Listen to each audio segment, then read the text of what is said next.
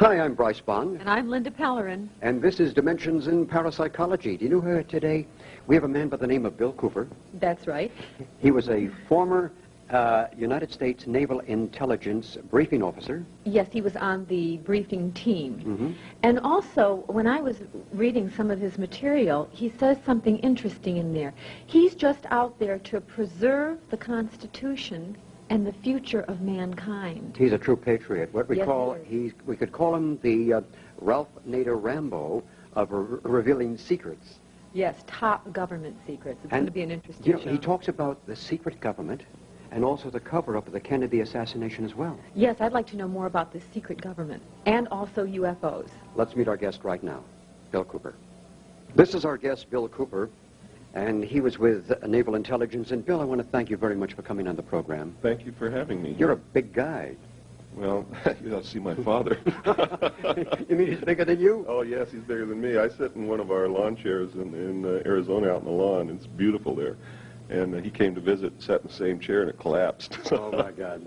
Bill, I want to find out why you got into this. I mean, you're the Ralph Nader Rambo for revealing secrets that, you know, that obviously the government wants to suppress and not let us know about. Well, they do want to suppress them, but I really don't like or want the label of a hero or a Rambo or anything like that. I'm no different than any other average American person. I just happened to see something in a particular time in my life that set me off on a search that has resulted in... What was that? Well, it was in 1966 when I was with the Navy. One of the things that I saw was a UFO, what they call a UFO. Mm-hmm. Of course, this wasn't unidentified. This was a craft. And it was approximately the size of a Midway-class aircraft carrier. Came up out of the ocean while I was the port lookout on a submarine between Pearl Harbor and the Portland-Seattle area.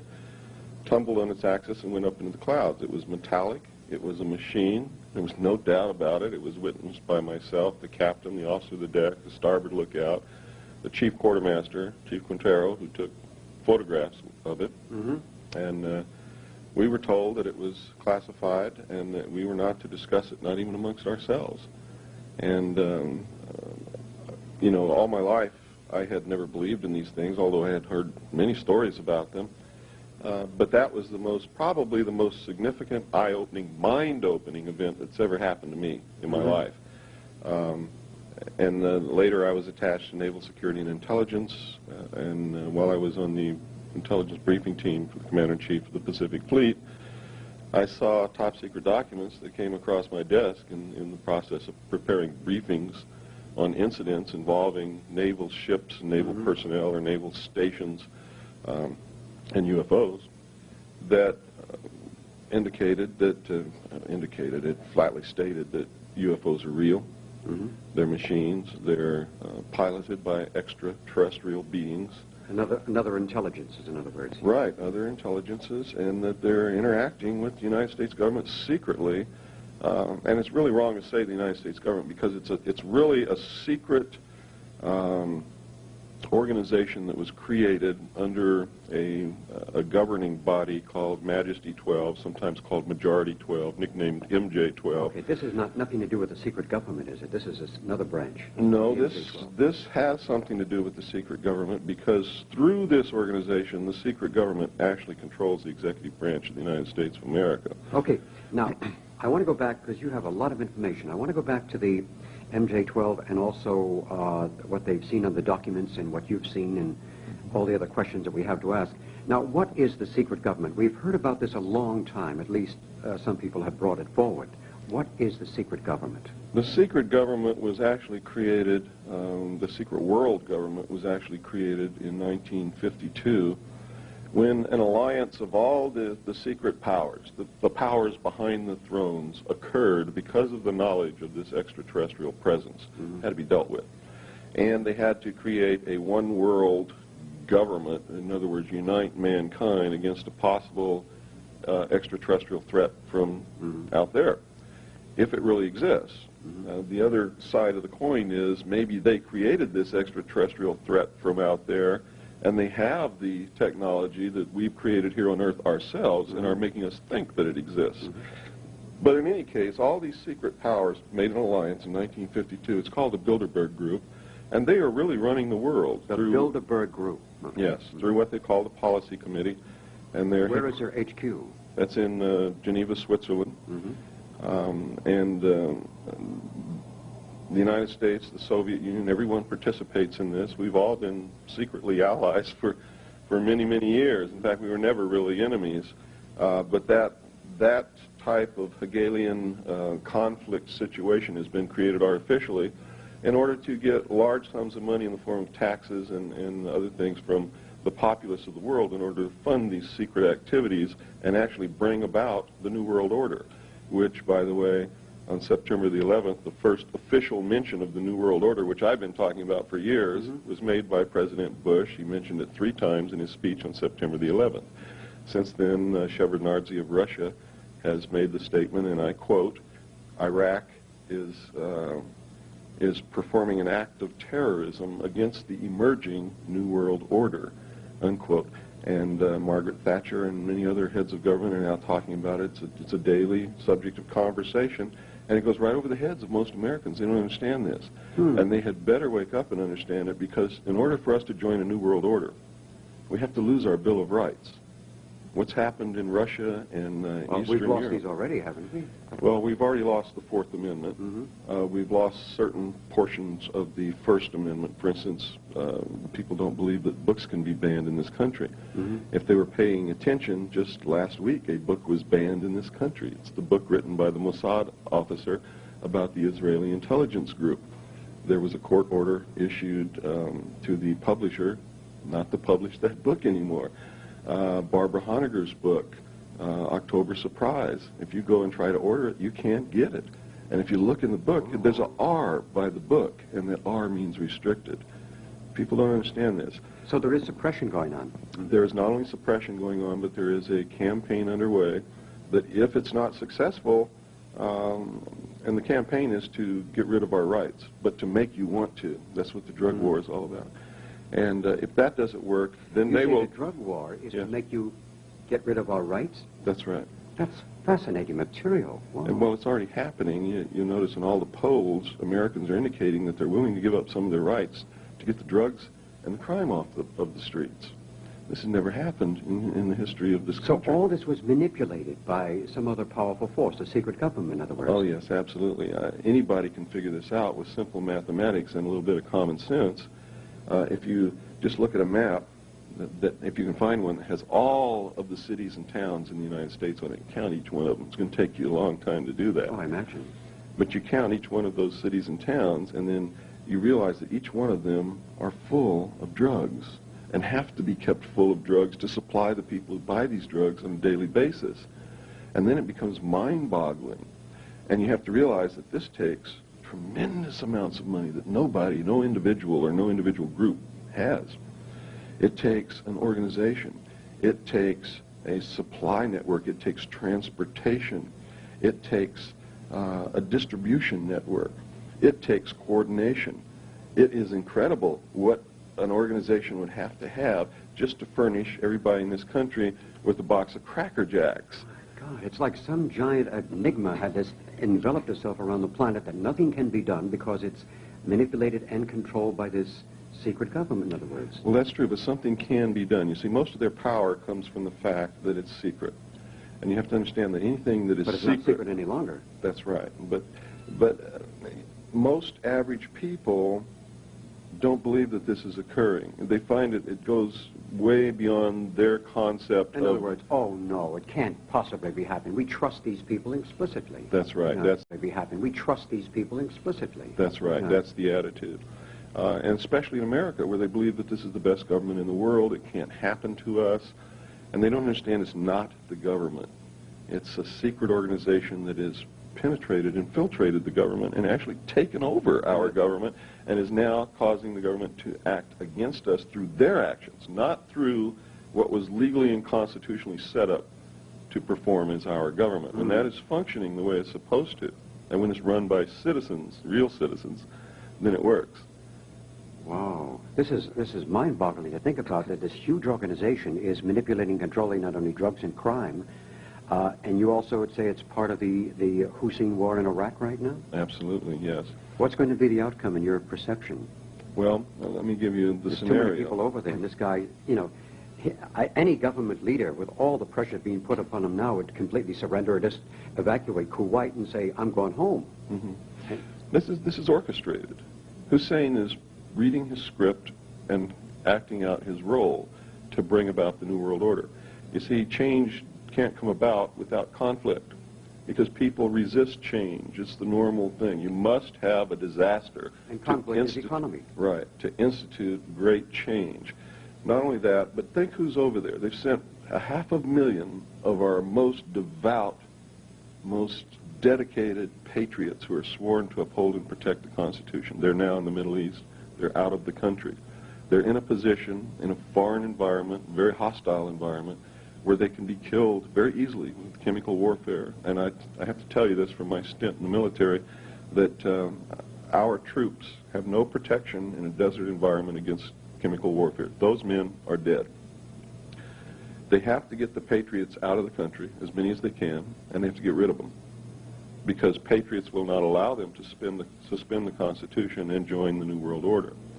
The ones who are left, when this happens, are targeted and will be rounded up in the dead of night, probably on Thanksgiving, Christmas, or New Year's, when they know that everyone will be home, in order to bring about the New World Order, to join the New World Order. That's what's happening in the Middle East. Nobody cares if Hussein invaded Kuwait. Nobody believes, or could possibly believe, that we're there to prevent the price of oil from going up to $26 a gallon, because our mere presence has driven it up to almost $35 a gallon. If there's a war, it's going to go much higher than that. Bush told the truth when he said that out of the Middle East conflict will come the New World Order. He was telling the truth. And it's one of the few times that he's told the truth. Okay, now, Bill, you're absolutely fascinating, and this is information which is startling to a lot of people. It will be. Now, I want to get back to the M12, or the ones who are in contact with extraterrestrial intelligences, whether they come from alternate realities or other dimensions, or whether they come from some physical time, place. Well, I have to tell you that I've never seen an extraterrestrial. Never in my life. But you've seen the craft. I've seen the craft. I How know many that it's times? real. This between a 7 and 10 minute period. This thing or these things. When you were aboard the carrier. Yeah, when I was aboard the submarines. Went up and down.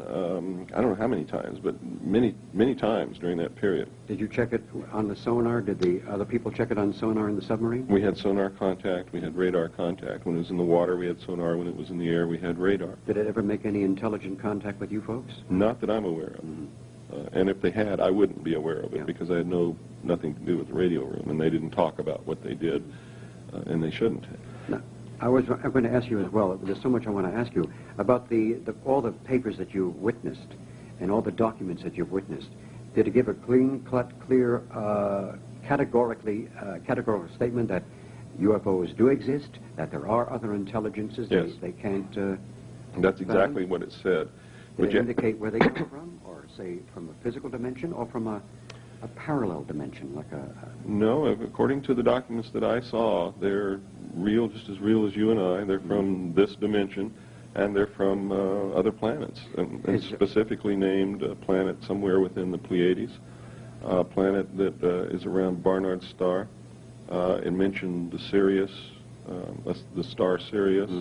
It mentioned a planet around the star Betelgeuse in the constellation of Orion. It mentioned a planet in the binary star grouping of Zeta 1 and 2 Reticuli. And it stated that there were at least 4 different species of extraterrestrial beings here visiting and surveying the Earth. Now, in other words, they're walking the streets right now. Yes, if this whole thing is real. You see, I found, and I have to say this, I believe they're real. Let me put that first. I really believe they're real. But I don't believe that they're the bad guys that the secret powers want us to believe that they are. Because if they're real, they've been visiting us for thousands and thousands of years. Yeah. And if they wanted to kill us all, they could have done that thousands of years they ago. could have taken over the planet, but they're not allowed to intrude, I feel. Now, when you say the good guys and bad guys, like Betty Hill, she and Barney Hill were about the standard guy, about 5 foot high with a big, large head, big eyes, and things like that. Then there's other people who indicate that the grays, which are large heads but smaller, these are negative characters. And then there's some people who say they look like any one of us. They're in human form, and you can't tell them without a scorecard. Now, what is your perception of all the information that you have received?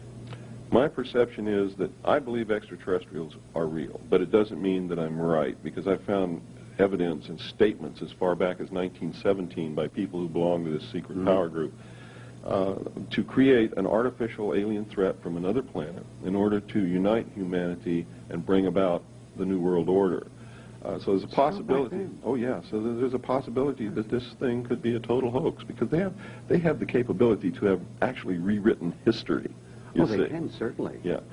But I believe that they're real. I believe, however, they're being made out to be bad guys to bring about this New World Order. To bring us closer together, in other words. So we can be manipulated into a unified thought. Right. But what we're being manipulated into is not going to be good for us. It's going to be good for the secret power group, for the very wealthy, elite, rich, powerful people.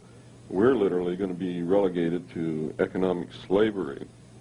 And if we go out of the confines that they put us in, are in the pattern of actions that they wish us to act out, they will simply put you into a camp which is going to be called a mental treatment center to reprogram you. Much like those camps they put the Japanese American citizens in during World War II. Right, and if that doesn't work, it's extermination time, because they're not going to mess with anybody.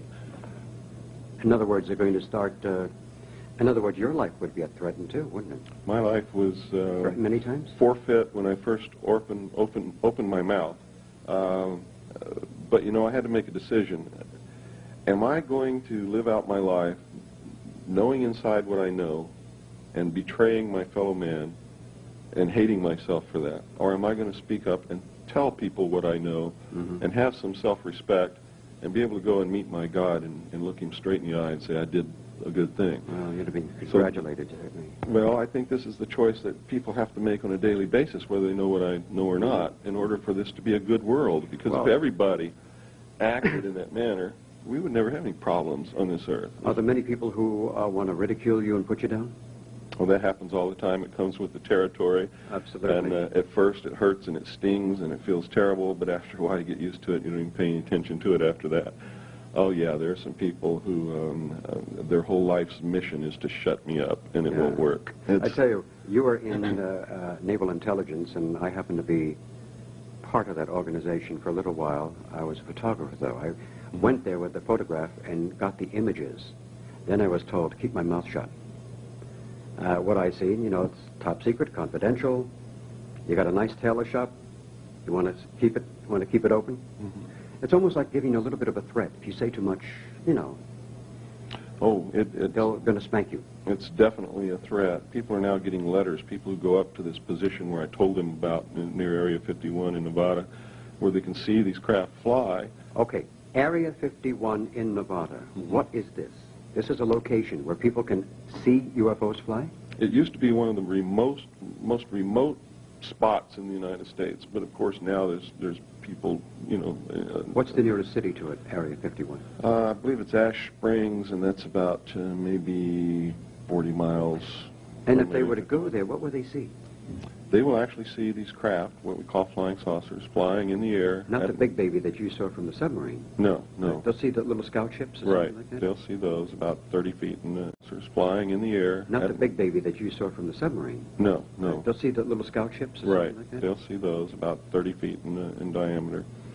They'll see them fly. They're piloted by United States personnel, pilots.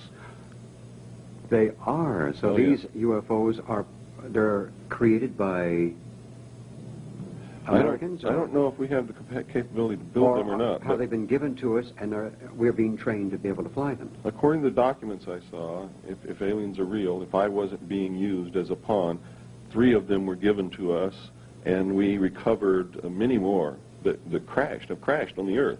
Well, we hear about, what was it, the Hangar 18 out at Andrews Air Force Base. We hear about another one, the Roswell, New Mexico incident, where these craft have crashed and they have the little guys on ice or something like that. And the one where Eisenhower went into a hangar in California and was given 3 days to clamber aboard a spacecraft with the scientists. They were told not to touch. Is any truth to this report or what? Truth to all of it, except Hangar 18 was really at Wright-Patterson Air Force Base in Ohio. In Ohio, pardon me. And for many years, there was a craft stored in that hangar. There were alien bodies refrigerated in deep freeze in that hangar. You see, the story leaked out.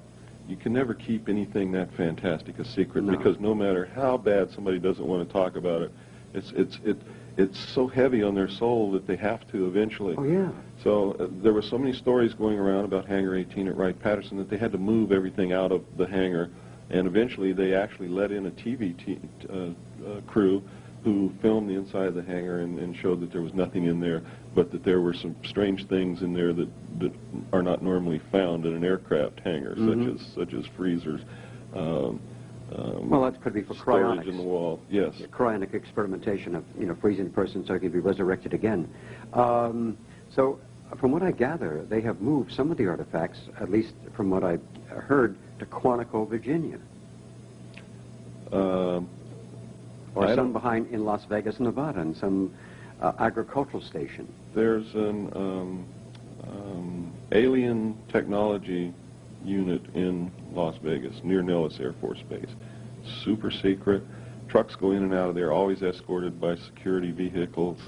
At night, there's the most incredible light security things set up around a fence that you can see through binoculars. And I don't really know what goes on there, but Alien Technology Center, I mean, they're not talking about the Mexican people, and they're not talking about Canadians, and they're not talking about people from Africa. They're talking about extraterrestrials when they're talking about Alien Technology Center there at Las Vegas. As far as Quantico, I don't know if they moved anything to Quantico, but I know that in Camp Lejeune, North Carolina. Yes, people have indicated to me that there are alien craft stored in hangars at Camp Lejeune under heavy guard, and it's under a project called Project Hanel. I've heard this from many different sources, all ex-Marines who were stationed at Camp Lejeune. Bill, have you ever seen any photographs of some of these extraterrestrials who were basically killed when their craft crashed? Yes, I saw photographs of them. I saw the autopsy reports. What do they look like? The ones that in fact, you can get a beautiful description from them. Just read Whitley Strieber's book, Majestic. I was really suspicious of Strieber because he never referred to extraterrestrials. He never called them what his mind would tell them that they are, demons or angels or extraterrestrials. He always called them the visitors. And that's an indication to me that something was not straight with Whitley Strieber. When he published Majestic, I read that book, and it is the actual true account of the Roswell incident, and there's only one place he could have got it, because I saw the documents that this information From the came horse's mouth, in other words. From the horse's mouth, which means that Whitley Strieber is really working for the Central Intelligence Agency. And I have to tell you that everything in that book is absolutely true. The documents in there are the real documents. The only thing that's been changed is the name of the people, and the name of the projects, and the name of the organization. It's Operation Majority, not Operation Majestic 12, and so on and so forth. The person who is the main character is really portraying James Forrestal, and all this information came out of Forrestal's secret diaries. He was the man who was in control of the actual Roswell recovery back in 1947. Why? And they killed him by throwing him out the window of the Bethesda Naval Hospital because he was talking about it. He wanted to tell the world what had happened. Well, on that note, we're going to continue with Linda next. I'm Linda Pellerin, and this is Dimensions in Parapsychology, and our guest today is a man by the name of Bill Cooper, who has absolutely been fascinating me as I've been filming this show.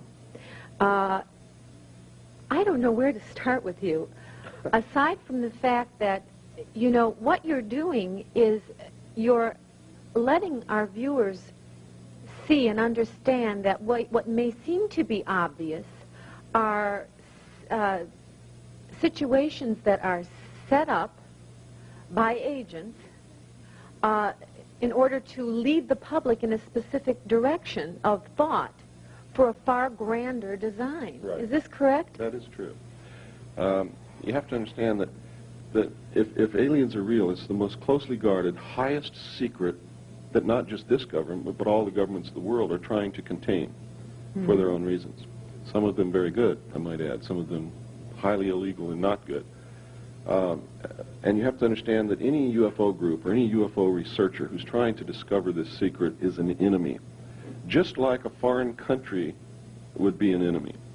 And just as they would go after foreign agents and foreign intelligence organizations to stop them from discovering the truth, they go after researchers and UFO organizations and magazines and all of these things to make sure that you don't discover the truth and you only find out what they want you to find out, and they do it in ways that some of it is the truth, some of it is disinformation. Many times they pick people that have titles, people that are well respected in the public eye. That's and when correct. they come out and speak out, then you do believe what they say, or else the average American does. Sure, and they create situations that will make you believe them. For instance, the artificial antagonism between Philip Klass and Stanton Friedman. Uh-huh. You see, this is all a show. It's all show. It lends credibility to Stanton Friedman. How about when Whitley Strieber was on the air, I think it was on the Mike King show, across from, I believe the man's last name is Blum. Howard Blum. Yeah, Howard. If you just read his book, Out There, I haven't read it yet, but I was thinking of it. you need to read it because it's a classic case of government disinformation. That's why I'm getting into this. You now. see, if the documentation that I saw is real, and I believe that every bit of it is, Okay.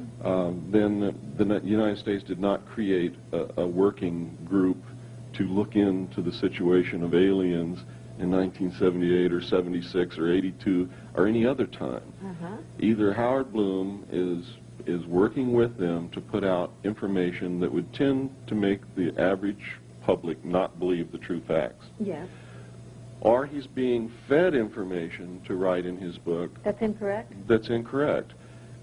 They would like people to think that aliens have not been coming here, that they have not been interacting with them for all this time, but they're really looking into the matter, and they think there may be something to UFOs, and they're really listening to the signals from space to find out if there's intelligence. And then sometime in the near future they will say, we've made contact. We've actually found that they're there. And then they will stage some kind of a landing in front of the television cameras for the whole world to see, to say, yes, they're real, and we've just discovered them, and we know that they're there, and they're so far advanced from us that we'd better unite this world together in order to face this possible threat from outer space. Very, very interesting. This will happen. I guarantee you it will happen. I tend to agree with you. You know, now also, we have Bud Hopkins, who's written books, and we have the Whitley Striebers and the Blooms, or Blum, I'm not sure how you pronounce that. Are these men, would you say that they were agents? Whitley Strieber absolutely is. So is Bud Hopkins. Howard Bloom, I don't know if he's an agent or if he's just been fed information to write I always about. wonder about people that will state things, and then when you ask them to qualify it or give more information, they say it's A, either not important, or B, they tried to make you feel foolish on the air for even asking it, or C, they deny it. You know, what are you talking about? You know, I always wonder about that because they've made all these bold statements, these blanket remarks, and then they won't qualify anything, and you wonder where they're coming from. Well, that's because they don't know the subject, really. They've been given certain things to say. To go beyond that, they can't field those questions. They can't talk about it because then they'd be making up information and they would be caught in a network of lies. And you know, we had Making up information and they would be caught in a network of lies. And you know, we had a certain astronaut on the air who, when I was going over his material, claimed that he felt that there was life there could have been at one time on Mars or Venus, and that there was life on other planets. And then when we had him on the show, he completely denied everything, and when Mr. Bond asked him about the rings in the wheat field, he said, well, yes, now that can't be denied, and we must look into this seriously. So, I mean, there was this back and forth political jargon going on. He's parroting the government Yes, point he of view. Privately, he would probably tell you the truth. Yeah. off Well, the record. Maybe this one wouldn't, but... Well, I've talked to a lot of them, or many of them, I should say, and they've told me the truth off the record. Now, I can't say publicly what they told me because it was off the record, and if I do that, they will say they didn't say it, and that I'm making it up. Right. And they can say that rightfully because when they tell me something off the record, I understand that you're not supposed to talk about it publicly. But I have to tell you this, that, and you can not believe it, or you call me a liar, or anything you want, and not you, but whoever's watching this program. They have told me that they did see things on the moon. They saw flying saucers. They saw a base. They saw all kinds of strange things. They've seen on the moon and Mars, from the photographs that came back from Mars, and from their own observations on the moon, that there's the remains of an ancient civilization. A one-time civilization. Yeah, that had at least reached the Bronze Age. On Mars, there's the remains of agricultural terracing. There's a face. There are pyramids. There's the remains of a city. There's all kinds of things. On the moon, there are pyramids. There are obelisks on the moon. If you saw, that shows evolution. yes, it does. And Gosh. if you saw 2001, the movie, Yes. they were trying to tell us in that movie. That movie is not fiction. I mean, it portrays something that's going to happen in the future. I find a lot of the movies aren't so fictional. That's right. The obelisk in that movie on Earth, where the monkey came up and touched it, and all of a sudden he had an evolution in consciousness. He evolved at that point. That obelisk represented the extraterrestrial influence on humanity in our own history. The obelisk they found on the moon represents what they really found on the moon. And what they portrayed as happening out in space is something that is going to happen in the future. Well, we're going to get back on this subject as soon as we take a brief break. Ladies and gentlemen, the late Yul Brynner. I really wanted to make a commercial when I discovered that I was that sick and my time was so limited. I wanted to make that commercial that says simply, now that I'm gone, I tell you, don't smoke. Whatever you do, just don't smoke. If I could take back that smoking, we wouldn't be talking about any cancer. I'm convinced of that. I'm Linda Pellerin, and this is Dimensions in Parapsychology, and our guest today is Bill Cooper.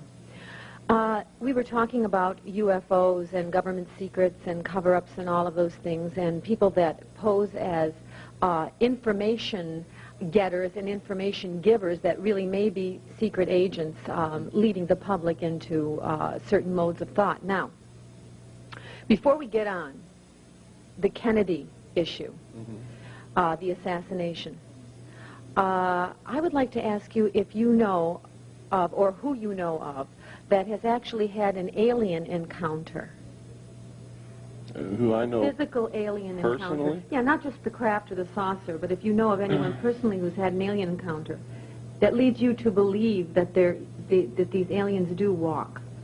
Yes, I've met several people. I probably would never have known it in my life if I had not come forward and talked. But they come to me to tell me about their experiences, and they call me and they write me. I have letters that are incredible, just absolutely incredible. Well, how about secret documents, though? Have you ever seen anything written where they've actually had captured or found the dead body of an alien? And Oh, yes. Yes, and I've read the autopsy reports, and we found live aliens. In fact, the movie E.T. is the story of an alien which they called E.B., who was captured in the late 40s. They found him wandering in the desert, actually, just like the movie starts out. Right. And they were hot on his trail, and they finally captured him. And he lived until 1952. He died in June the 2nd, 1952. Project Sigma was actually a result of his illness. They made a valiant attempt to try to contact his race, if this is all true, in space, in order to gain favor with an obviously technologically superior race that could have squashed us if they wanted to. It was an opportunity for us to say, hey, we found one of your people here. He's ill. We want to save his life. Please come and help us. They did establish contact. They did come to the Earth. It resulted in the meeting between Eisenhower and the aliens in 1954. But it was too late to save his life. He had died in the meantime. Have they established languages, or they must have, languages to communicate. From what I understand, at least this one particular group that we're interacting with, and they have an object that's crystalline in nature that Right. they can hold in their hand. I guess it's like a computer. When they talk or transmit whatever it is that we're receiving that we understand as English, this device is what makes it possible. And when we talk back to them, this device makes them understand us. Crystal translator. Well, I don't know if it's a crystal or what it is. The documents describe it as being crystal in experience. Uh-huh. But we know that if we could ever unlock the secret of the crystal, we know it's a radio transmitter and a radio receiver. Crystals transmit radio frequency. Right. They also receive radio frequency. You can make a radio receiver in your home with a crystal, with no power source. You don't have to plug it into the wall or anything. You can receive radio signals with a crystal. We also know that its structure indicates that it could be used as a storage device for information if we could unlock the secret of how to do that. And scientists are trying to work with that to find that out right now. And if we ever do that, we'll be able to store probably the entire knowledge of the world in one quartz crystal about the size of Well, that of would be this. efficient. Yes, it would be very efficient. Quite extraordinary, too. Mm-hmm. Now, getting off this subject a little bit and jumping over to the Kennedy assassination, what do you feel really happened there? What have you read or what do you know that we don't?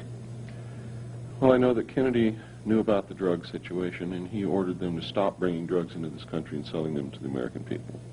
He ordered them also to divulge the presence of extraterrestrials on this earth to the American people within 1 year, and he ordered them to develop a plan to make that possible. They decided that it was premature. Of course, the large sums of money that are derived from drugs, they not only wanted that money to finance their black projects, but they were deriving personal profit from this also. It's just beyond the capability of a human being to resist temptation of that magnitude, I believe. I believe that our teachings are right when they say, don't put yourself in an opportunity to be tempted. And they ordered his assassination, and the people involved were Division 5 of the FBI, the CIA, the Secret Service, and the Office of Naval Intelligence, who performed all the changes on the body. They're the ones who did the autopsy. Navy was in charge of the body from the time that it left Parkland Hospital until the time that the autopsy was finished and the body was buried. They switched his brain with that of someone else so that no one would know the true nature of the projectile. Oswald never fired a shot. He wasn't even up on the floor. He was down in the entrance of the building when this happened. And I'm going to show photographs that prove that. We have a photograph of Oswald standing in the doorway of the building as the motorcade passes by. And we have photographs of him after he was arrested wearing the same exact clothing. It's Oswald, there's no doubt about it. And we know we have a film, and I'm going to be showing it today here at the Whole Life Expo. And nobody's ever seen what I'm going to show today. I've shown a photograph that shows who killed Kennedy, who actually shot him in the head. The long shots all missed except for the one in the throat. Is the man still alive today? No, he died in 1985 of cancer. It's a shame that he's not alive today. But we have the film that shows him actually turn around and shoot President Kennedy point blank with the pistol in his left hand over his right shoulder. And was he a Secret Service man near the motorcade? He was a Secret Service agent driving the car. He was the driver, William Greer. And I'm going to show William Drew? William Greer. Greer. William Greer. Yes. And today I'm going to show a film that nobody's ever seen before, and they're going to see it with their own eyes. How'd you get it, Bill? Well, I got it from a CIA agent. His name is John Lear. John Lear, okay. Yeah.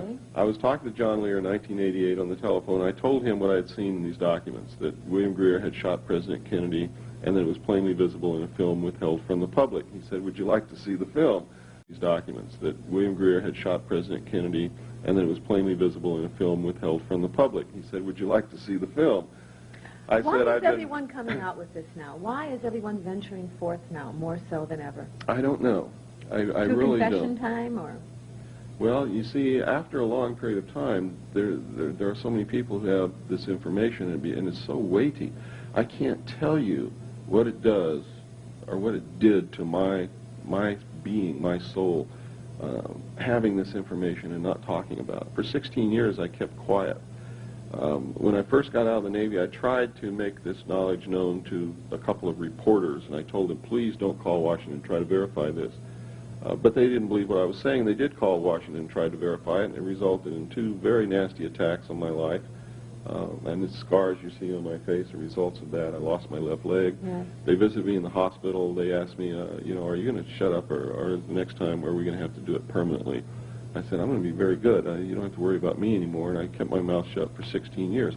But it literally ate me up. It was eating at my very soul. It was destroying me personally. I couldn't have a close relationship with a woman. I couldn't do anything right because I was afraid that I would say something that would endanger their life. When I started feeling real bad, I would go and try and drink it away, you know, with alcohol and things, and that didn't work. Well, you were living a lie. Yes, I was. I was living a lie, and I hated myself because of this. When I started talking about this and telling the truth, then all of a sudden my personal life came together. I feel wonderful now. I'm not afraid of anything. For it was a very fascinating interview and a worth of knowledge. And I'm so happy that we had you on the show, and I hope we have you back again. Well, thank you. All right, then thank you very much. And Bryce will be right back. Thank you, Linda. Continuing now on Dimensions in Parapsychology, our guest today is Bill Cooper. He's an extraordinary man who really, something has been bothering him for many, many years, and it's like a festering cancer within inside that he had to validate and get rid of for his own personal, normal life. And some of the things you've been talking about are really mind-boggling to think about.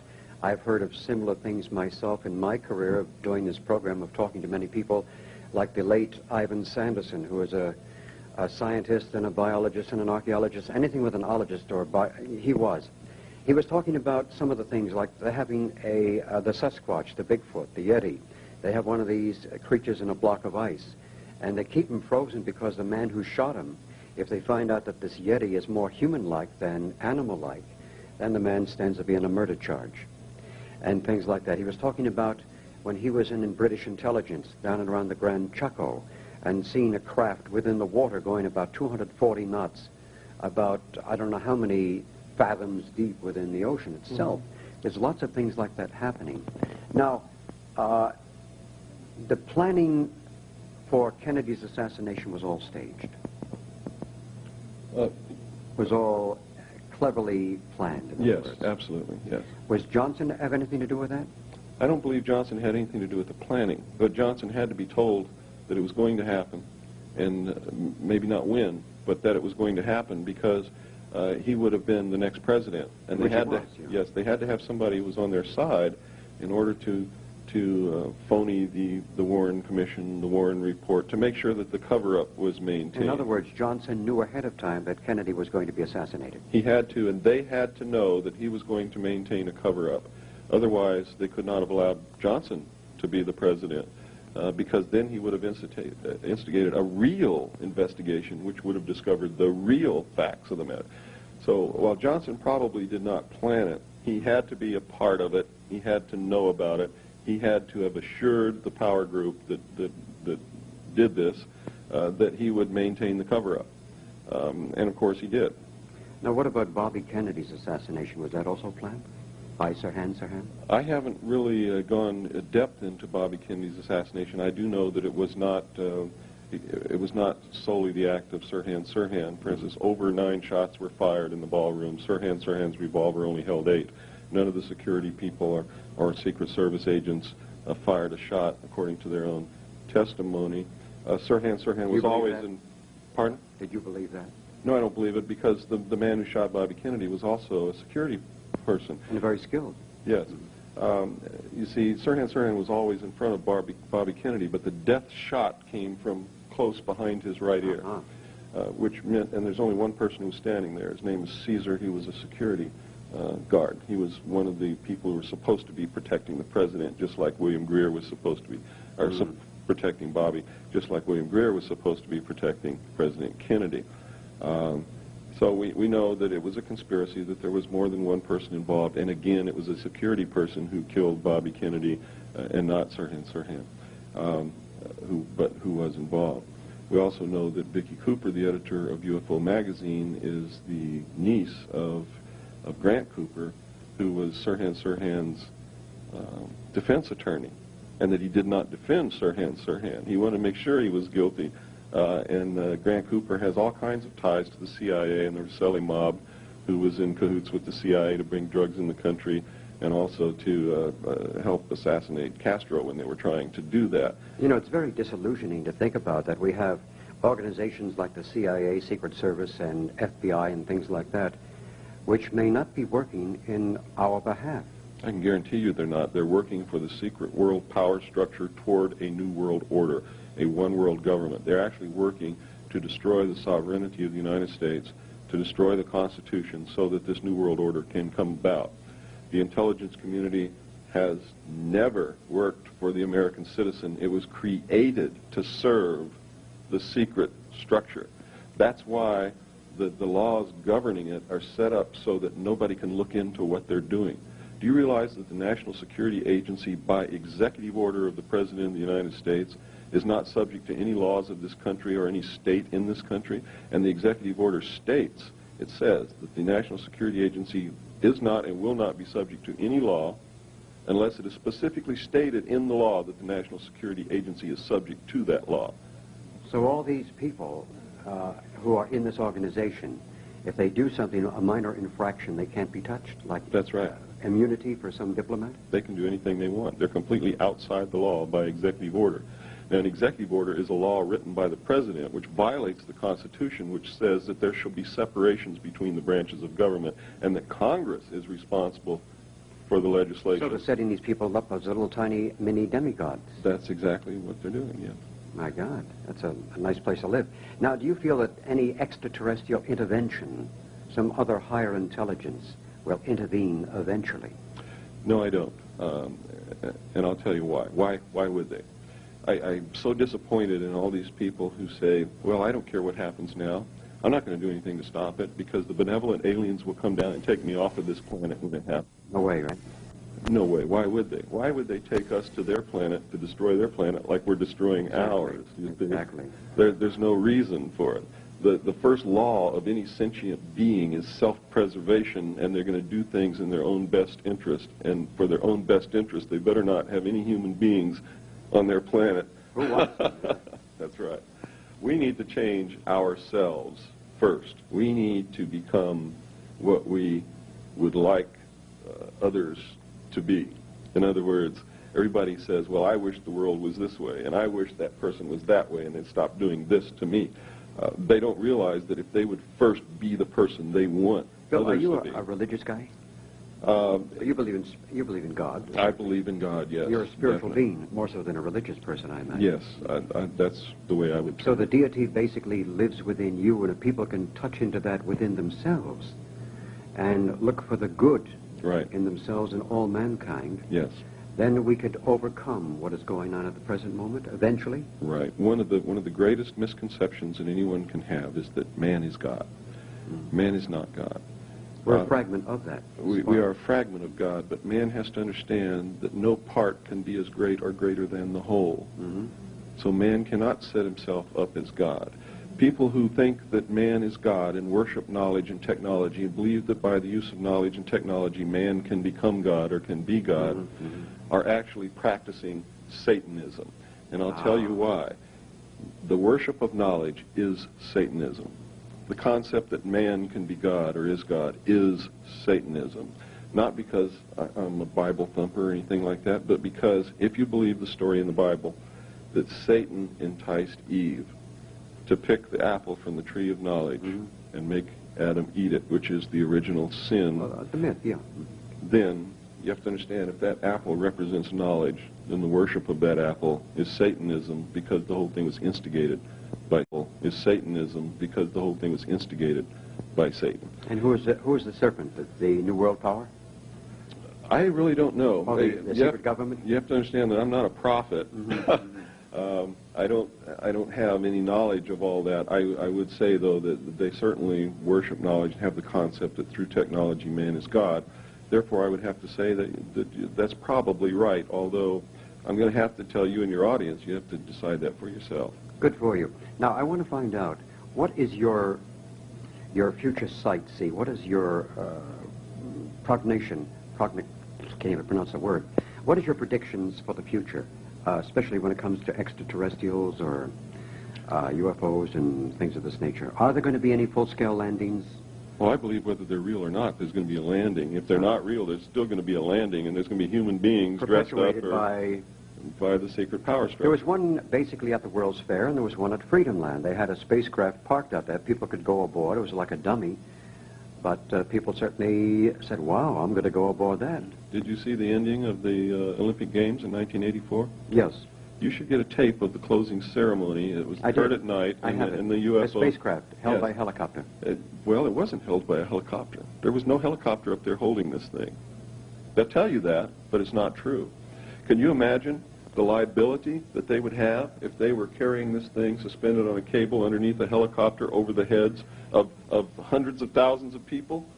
They wouldn't do You're it. meaning to say that that thing used in the 1984 Olympics, the closing ceremony, Was under its own power. was under its own power? Yes, That's fascinating, with these laser lights dancing out of it? that's right.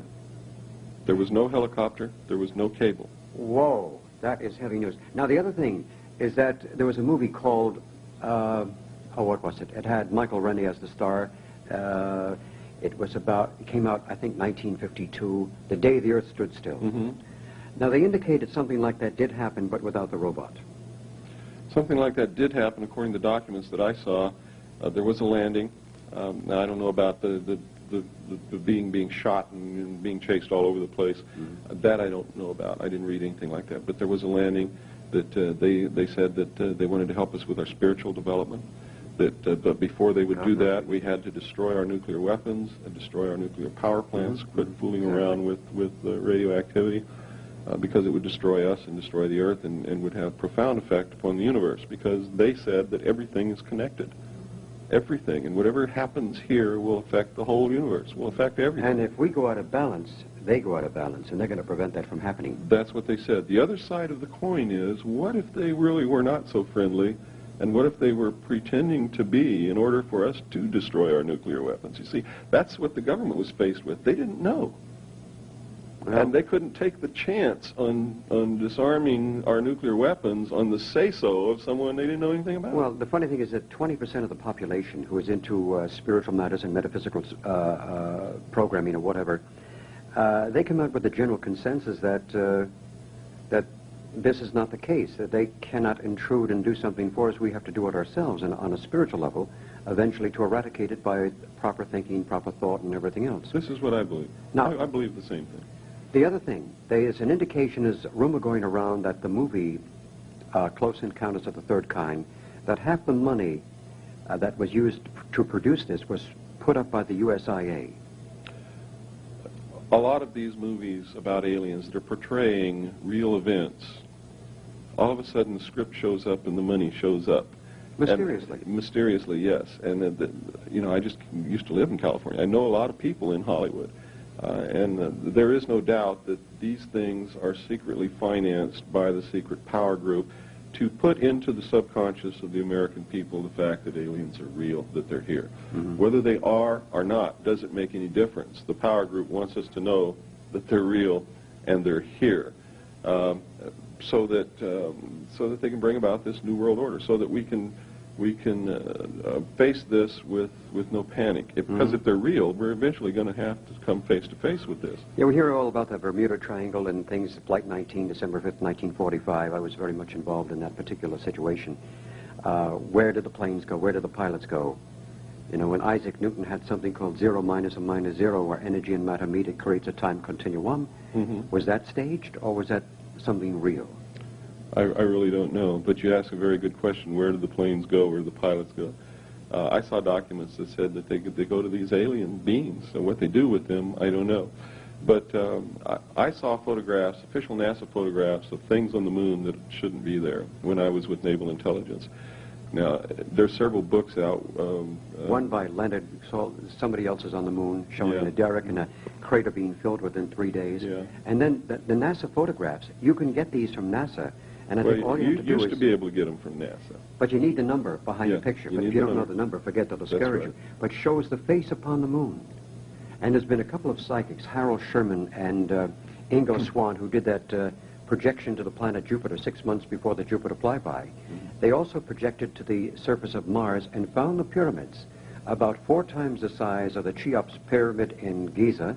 And the face on Mars, they said, has eyeballs and teeth.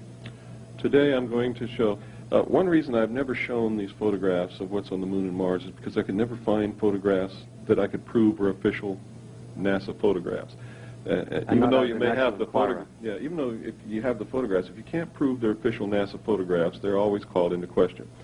I have found now 3 books, official NASA publications, published by NASA, printed by the United States Government Printing Office, that shows the things on the moon. They were hard to find because when NASA discovered that they had published books with this information in it, they pulled them. They sent agents out and pulled them all out of libraries and out of bookstores and everywhere.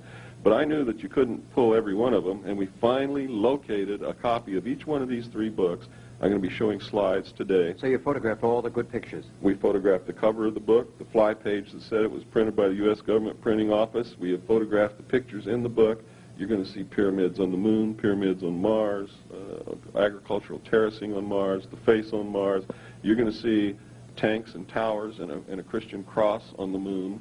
You're going to see a World War II bomber lying beside a crater on the moon. A B-59, I heard it was. Well, it looks like a B-24, actually. It looks like a Liberator B-24 bomber. Okay.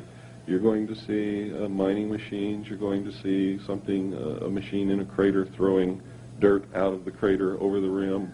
You're going to see domes, 4 domes all lined up in a row in the crater Kepler. You would say, Bill, that almost every one of the astronauts who went to the moon has seen something. Oh, of course. And you can tell by looking at their lives what's happened to them since they come back that they saw something else besides rocks up there. I mean, their whole lives have been altered beyond the believability that all they did was make a trip to the moon and see a bunch of rocks. But right now, they seem so intimidated and so frightened to say anything about it.